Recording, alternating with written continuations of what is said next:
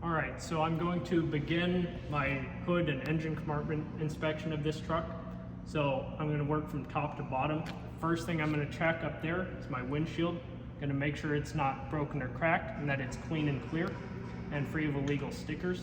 The one sticker I am going to check is right here in the bottom right-hand corner. And that's my DOT inspection sticker. I want to make sure that's up to date. Right, next thing here is my hood and grille. I just generally want to make sure that nothing's bent, broken, or cracked and that everything's securely mounted. And moving down from that, I have my snowplow mount. Just make sure it's securely mounted, not bent, broken, or cracked. And also my hydraulic hoses, make sure those are not cut or torn and they're not leaking any hydraulic fluid. The last thing at the front here is my license plate. I want to make sure it's securely mounted and clearly visible, and also make sure that the license tabs are up to date. And I'm going to move to the passenger side here. First thing I'm going to check is my hood mounted mirror. I'm going to make sure that it's securely mounted, not bent, broken, or cracked, and that the lens is clean and clear and free of illegal stickers. And just before I open the hood, I'm going to check my hood latch. Make sure it's securely mounted, not bent, broken, or cracked, and that it works properly. Next, I'm going to open the hood and inspect the engine. Alright, so the first component on the passenger side of the engine is the coolant reservoir. Want to make sure it's not bent, broken, or cracked, and it's securely mounted, and that it's not leaking any fluid. Additionally, I want to make sure that it is within the correct operating range. Next thing here is my air cleaner. Make sure it's securely mounted, not bent, broken, or cracked. And below that, behind here, I have my turbo.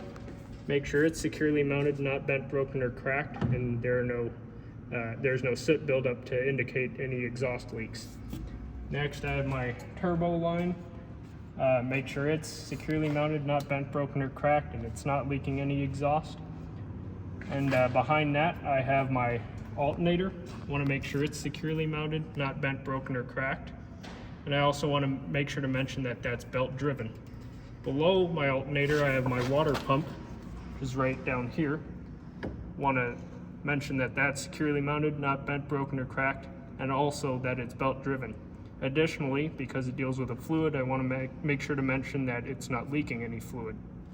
Last thing here, I just want to give my belt a tug to make sure it's correctly tensioned, and to make sure to look to see that it's not ripped or torn. I also have my fan here. Just want to make sure that all the fins are intact, that it's securely mounted, not bent, broken, or cracked.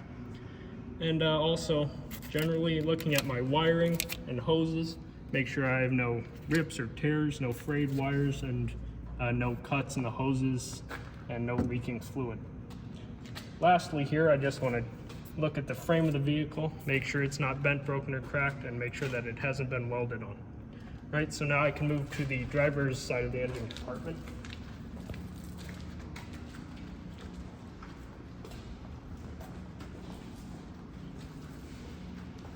All right, so the first thing here that I'm going to check is my air compressor. I want to make sure that's not bent, broken, or cracked. It's securely mounted, and make sure there are no audible leaks because it deals with air. Also, right under that, I have my power steering pump. Make sure it's not bent, broken, or cracked. It's securely mounted, and that it's not leaking any fluid. Also, I have additional air lines and hoses. I want to make sure those are not bent, broken, or cracked. They're all securely mounted, and they're not leaking any fluid. And coming from my cab, I have all my wiring. Make sure none of it is torn or frayed, none of the split loom is broken. And next to that, all my air lines, make sure those are not cut or torn and there are no audible air leaks. Okay, next I have to check two of my fluids. The first is my oil. So I would pull the dipstick out, wipe it off, then reinsert it and pull it back out to make sure I'm within the correct operating range on my engine oil. And the last fluid is my power steering fluid. Want to make sure the reservoir is securely mounted, not bent, broken, or cracked. It's not leaking any fluid, and also here, make sure it's within the correct operating range. All right, so next I'm going to move on to my steering system. So the first component coming from the steering wheel is my steering shaft. make sure it's not bent, broken, or cracked, it's securely mounted, and there's very little play in my U-joints right here.